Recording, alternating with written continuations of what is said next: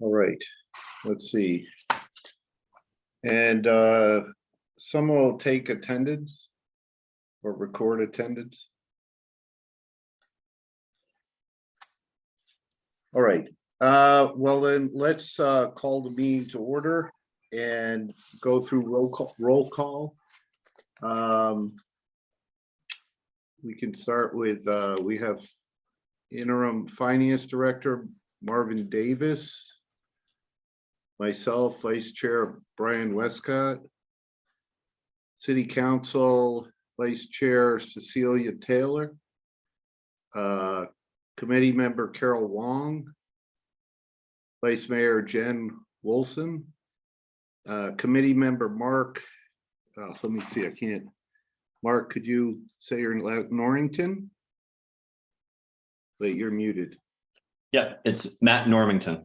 Matt Normington, okay, and in attendance is Michael DeVoice and management analyst Adrian Patino. Okay, and also, excuse me, management analyst Ronnie Singe. Thank you. Mr. Dumas, we can rename you to committee member Michael Dumas. That's okay.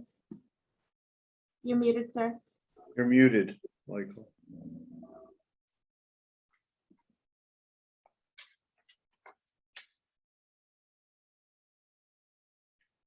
Okay.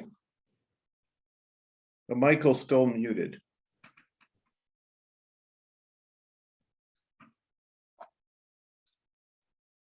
No, he's Michael, you're still muted. Okay, I pushed. There you are. No, Oh, there good. you are. Yeah, it finally came up. Okay. Thank you. All right, next item is review of the agenda. We have the agenda, regular business, consent calendar. Any additions to the agenda? At this time? Okay, no additions, so the agenda is accepted. The first order of business then is regular business, which will review and receive the June 30th investment report, staff report. Now, is there someone from the staff that wants to review the highlights of that? Yeah, I'll take the highlights of that report. Okay. So Marvin will give us the highlights of the staff report. So for this particular quarter, this is the quarter ending June 30th, and this is item D1. And there's it's similar to last quarter. We haven't begun to move investments around. The next quarter, you're going to see quite a bit of movement in the monies.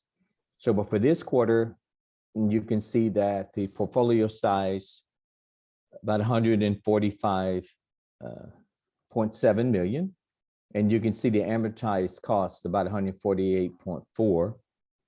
So the biggest thing is that you can see the portfolio is lagging behind the fair value by 2.7 million.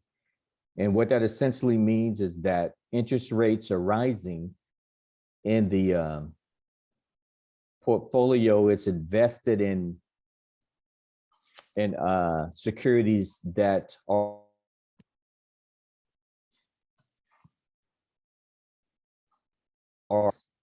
quarter, is that we are moving for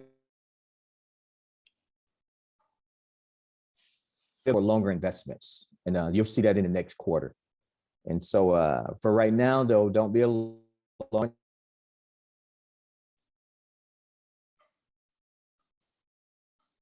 Is it me or is Marvin breaking up? It's breaking up. Okay, Marvin? I think he's gone now. Yeah, he's got, okay. Okay, well, we'll wait for him to return. Can you guys hear me now? Did it come back? Yes, yes. Okay. Yeah, I don't know. Yeah, Zoom kind of, okay, so we did that there. So, but in any event, what we were saying was that the portfolio investments now are lagging the new investments that are coming out.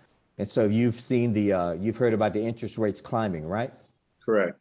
And what that means is that the portfolio has to get invested in those new interest rates in order for it to kind of catch up with the fair market value. And that's what we're doing now. We're actually we've actually moved a considerable amount into the investment. So you're going to see it on the next quarter. But don't be alarmed because we're not losing money because we're not selling the investments. But it is like leaving money on the table, even though we're not losing money. Right. So, but we will, we're getting that cleaned up for the next investment. You'll see thus far, we've moved about $75 million out of LAIF and our Union Bank account. And so you'll see that on the next investment, quarterly investment. Okay. And then the other highlight is that the ESG rating got a little bit better. So the ESG rating was the investments that were economically, social, and governmentally a little bit better. And so our rating went from 3.07 down to 2.86. And that's a good thing based upon the type of corporate bonds that we're holding. Okay. And I had a question, Brian Westcott had a question.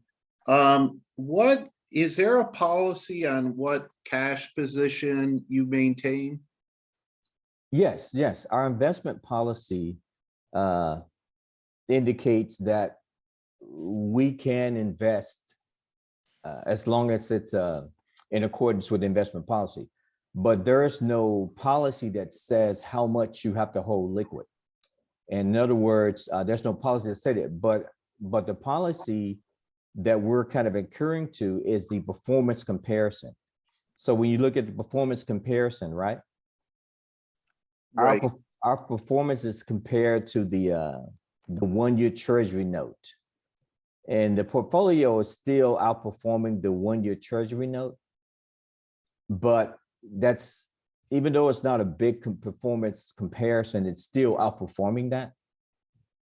But it's not something that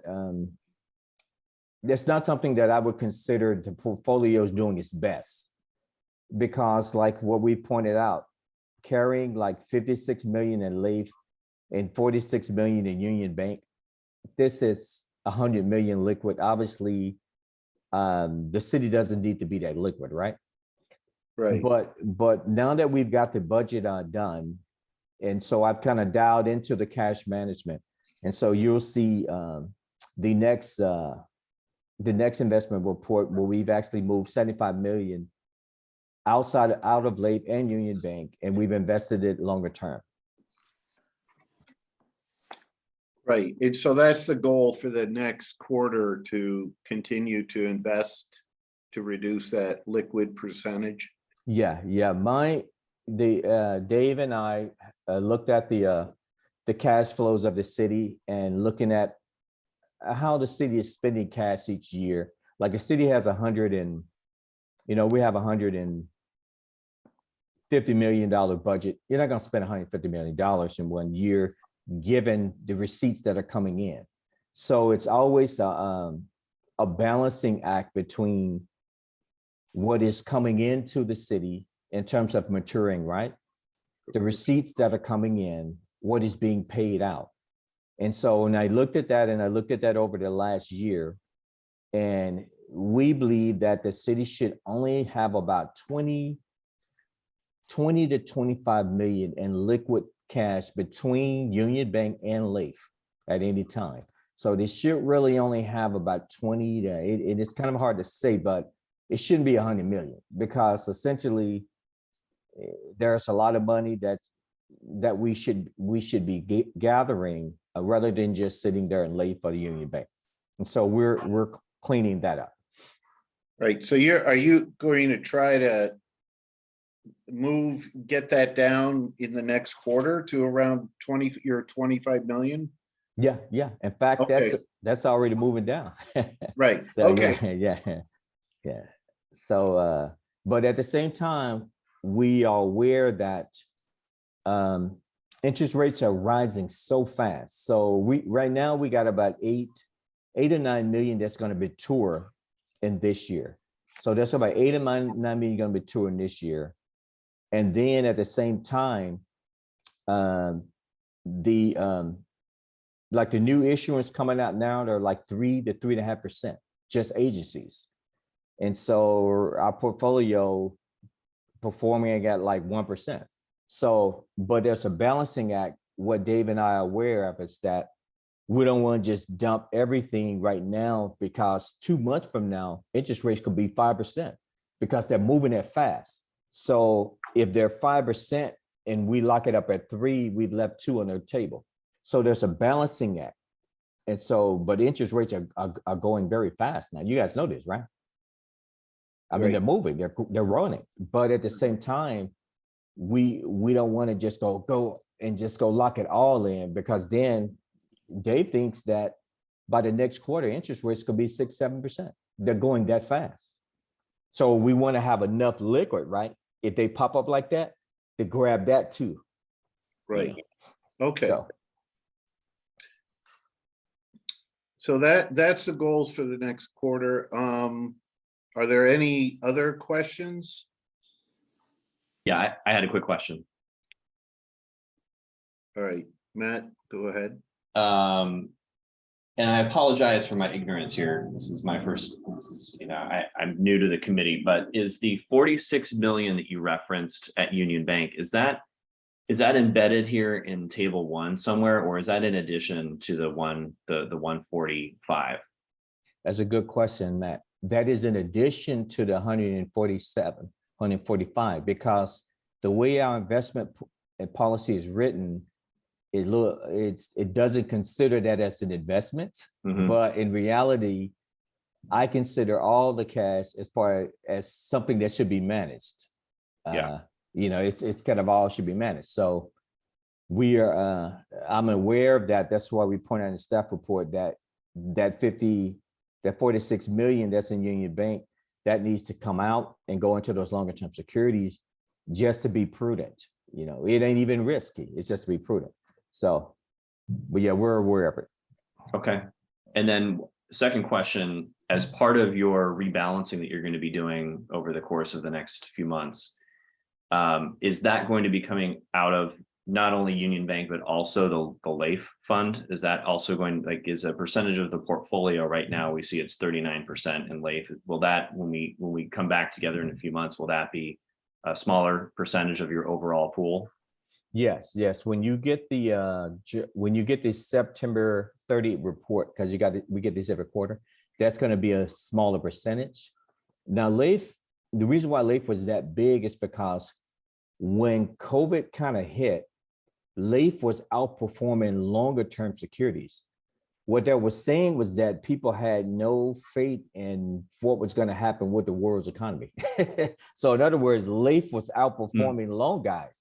The way it's supposed to be is that long guys outperform the short guys in the normal financial economics. But when you get too much uncertainty in the world, the short guys outperform the long guys. You know what I mean? When you get too much uncertainty in the world, the short guys outperform the long guys. That's just how it is. Now, when you get back to kind of normal fundamental economics and the world kind of starts to stabilize a little bit, you should have the smaller guys, not as paying much, right? And the longer you go out, you got to pay more because you're getting the guy the use of your money more. So that's why the guys that are 10, 20%, 10, 30 years out, right? They got to pay you more because you can't use your money in the near term. That's where it's supposed to work. Yeah, that's where it's supposed to work. Okay, thank you. Okay. Any other? Okay. So we'll enter the report into the minutes. The next agenda item is the consent calendar. We need to approve the minutes for the June 2nd Finance Audit Committee. Can we post those just as an exhibit? I'm not sure. Okay. There we go. Okay. These were attached. Is there anyone that wants to approve?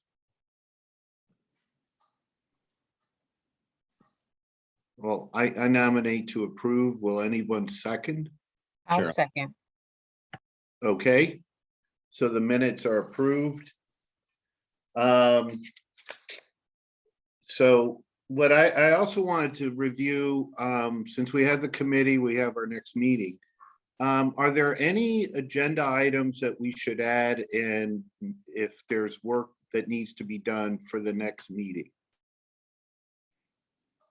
I have one, for instance. I've looked at there's a lot of articles and things written about the ESG investment. And I think we should look into that. I would volunteer to look at some summary articles. And then we should talk about how that might influence or not influence our policy, and if we need a policy. Because I noticed, Marvin, you talked about it changing. But what I'm reading is, since it's a new field, there's the change can fluctuate quite a bit without any real necessarily meaning behind it. So the point would be, let's have at least a discussion on ESG policy. And I'll submit some level of summary report before the meeting, and we should talk about it. Is that something that people would appreciate or think is useful? I believe it'll be useful, Chair Westcott. Okay. That's your one. So let me ask you a question. Right now, we have an investment policy, and the committee doesn't adopt policy, right? Right. So the committee would recommend that the council would adopt or add a new provision regarding ESG in the investment policy, right?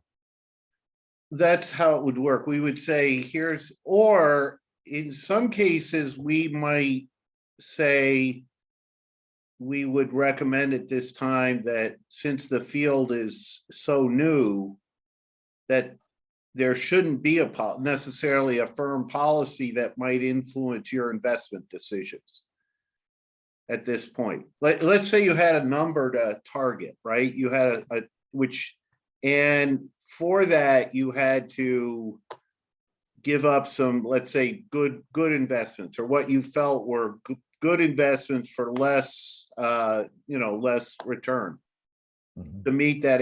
That's the kind of thing I think we should get ahead of. Okay. Because you don't necessarily, it's not only, the policy might be that for the time, there is no policy regarding ESG. Okay, that might be the conclusion, or that we don't recommend any policy because of the fluctuations in the measurement at this point. So that I thought it would be useful, because it's now become such a part of the portfolio and part of your job, that we should maybe look into it a little more and be aware of how it moves and in the background. And we did get a good introduction to it by the gentleman, but I think it might be useful to see what people are saying about it. So anyway, I'll add that. We can add that for next time as an agenda item. Are there any other items that the city council has requested? Now, I think there was we perhaps wanted to bring some clarification on to when we were going to be meeting. Okay, And I was trying to use the calendar. I think it says that we're meeting the third Wednesday of every quarter. And now yes, that used to be the standard. is that the third Wednesday of the month immediately following the quarter? Correct. So it would be the month, so the next meeting would be in October, Okay, so October the 3rd. Well, okay, third Wednesday though. okay. Is that okay with everybody? What's that date, Marvin? So let's see here. Here, let me. We can look.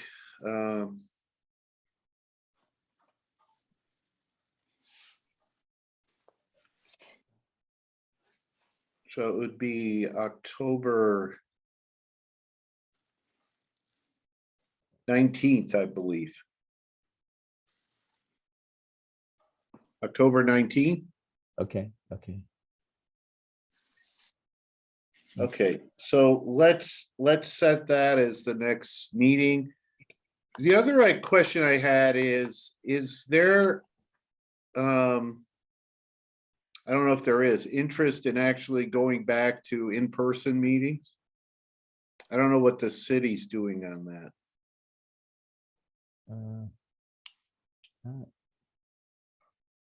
Let's share on that one there. I know that the city is still doing we're still web meetings because we're still getting COVID outbreaks. So I think we're still doing web meetings.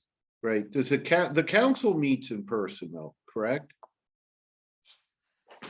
The council currently has a hybrid policy where you can some participate in person and some online, kind of depending on COVID and people's comfort level. I don't believe there are any other commissions at this time that are meeting in person. I think the independent redistricting committee, which was a temporary commission, met sometimes in person, but I believe it was hybrid. Okay, So it's you're bringing up a good point or a good question about when is the city kind of going to resume its standard pre-COVID protocols, and I don't think we're quite there yet. right. No, and my reaction was I just came back from my first in-person business conference in many years, and it struck me how much more got done in person, especially when you don't know people as well. So, okay, I brought it up, but the next meeting then let's tentatively, or not tentatively, let's schedule it for October 19th, Wednesday. And I'll add some kind of a review report. It might even be a series of some articles. I know I read one on ESG, so we'll include that, and we'll have maybe as part of the agenda, just a quick discussion of the evolving world of ESG and in policy. Not that we're setting policy, but how it might influence policy. Okay. Any other items? All right, I guess we can adjourn. All in favor of that is, I think we'll pass that one easily. Okay, adjournment, meeting is adjourned. Thank you. Thank you. Thanks a lot. Good evening. You.